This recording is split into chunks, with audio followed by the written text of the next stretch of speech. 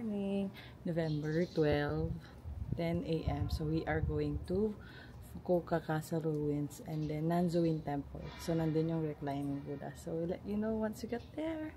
See you there. Bye! So, ito ang aming station, Minami Fukuoka Station. So, yan ang entrance. Just 200 meters lang. Tapos may mga vendo, syempre.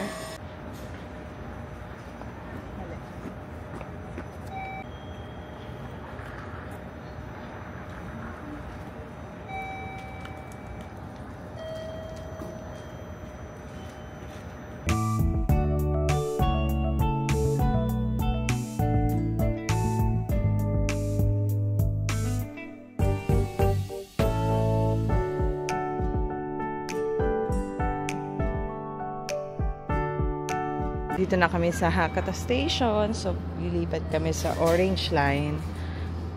Para, anong unahin natin? Nanzoin Temple. Ano? Punta na tayo sa Nanzoin Temple.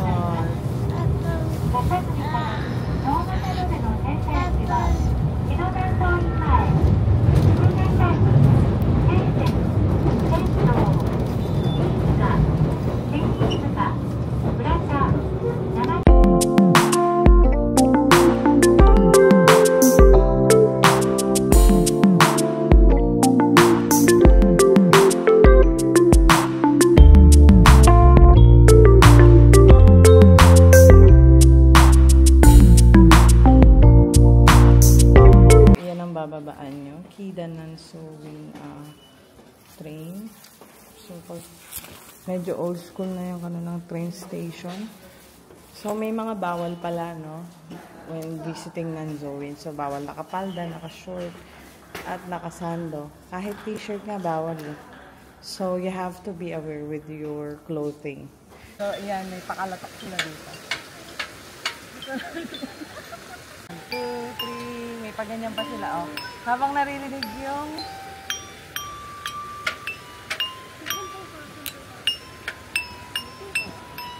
dagat. Ay, tubig ba yan? Nasapa.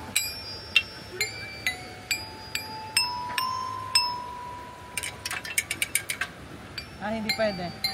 Parang side. Dito na kami sa Nanzoin. Kakit na lang. Tignan nyo. Very refreshing ang peg. Relax, relax lang. Ang lamig nung hangin, no? Pero maaraw lang kasi. So, nakita kami pa reclining Buddha. Pero parang panel here. So, diniretso na kayo. So, 2 persons, libre naman yung entrance fees. Wala naman kailangan bayaran. See you there. Guys, ang ganda dito. Oh, nakikita na yung mga autumn leaves here. So, akit pa kami dito. Siya pa, paakyat. So, bawal na yung camera dito, no? So, I'll take, ano na lang, using phone. Guys, unfortunately, ginagawa yung reclining Buddha. So, we cannot take a whole photos here. So, meron lang, maliliit lang na photos para lang makita siya. So, ayan, check nyo pala yung mga areas na pupuntahan nyo. Just to make sure, ngayon namin, alay pa naman ang pinanggalingan namin. So, tingnan ko sa taas. So, we bought a charm. This is for 600 yen for health. And this is for the protection of the family. So, yeah. So, wala namang mawawala if you buy something, diba? So, 600, 600, 1,200 yen. So, may malapit na kainan sa Nanzoin. So, it's like a pork, egg, cutlet on top of rice bowl. So, ayan siya. So, ayan ang aming food. Let's see. 900 something yen to, no? Tapos yung kay dad is 700 yen. Sulit na. Ang dami naman ng serving.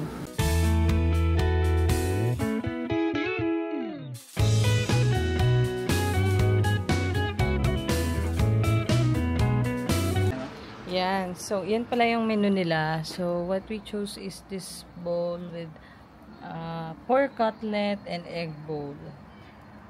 902, tapos yung kay dad, 715. Our total is 1,600.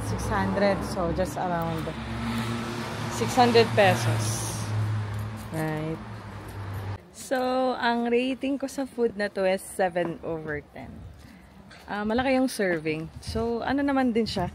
Same, ano lang, ng mga sinaserve na common lang naman siya. So, wala naman something special. Pero masarap. And ganun naman talaga yung lasa nila, authentic na lasa. Wala namang kailangan ibahin. So, we'll see you on the Fukuoka Castle Ruins. Sakay lang kami ng train station pabalik. Bye!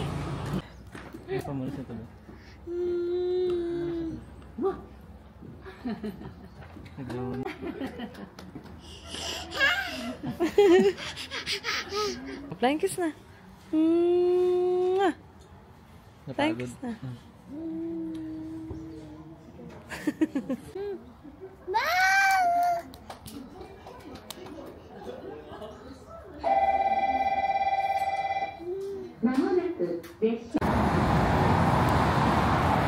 Hi guys, we're back in Ohori Park because ito yung pinakamalapit na train station going to Fukuoka Castle Ruins. So you have two options.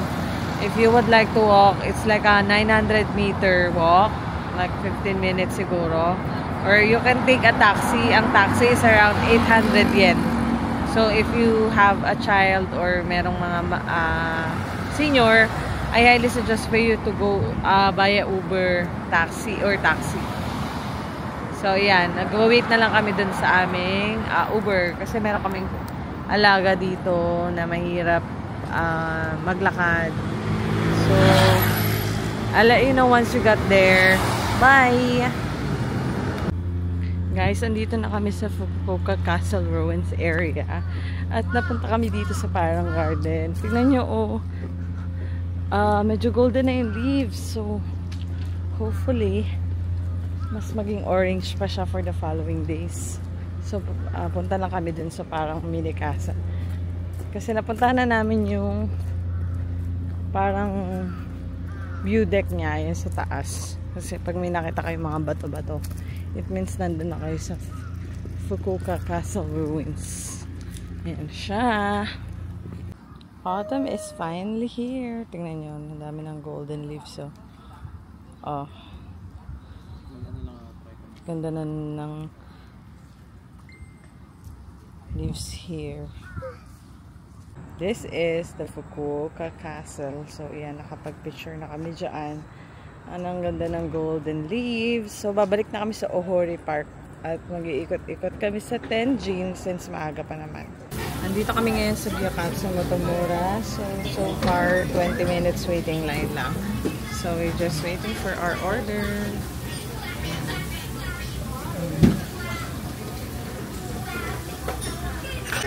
Ayan ang set meal nila. 130 grams with 3 side dish. So, bali yan yung sauce, yung dipping. Ito yung meat, yung cabbage na salad, potato salad. Tapos yan, mentako, merong dessert na mochi, miso soup, and rice. So, let's eat!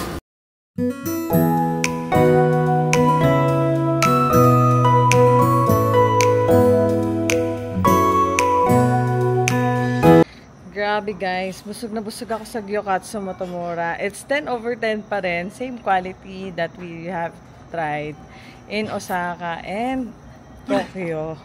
So if you're looking for food recommendation, you can look for the nearest Gyokatsu Motomura on your area.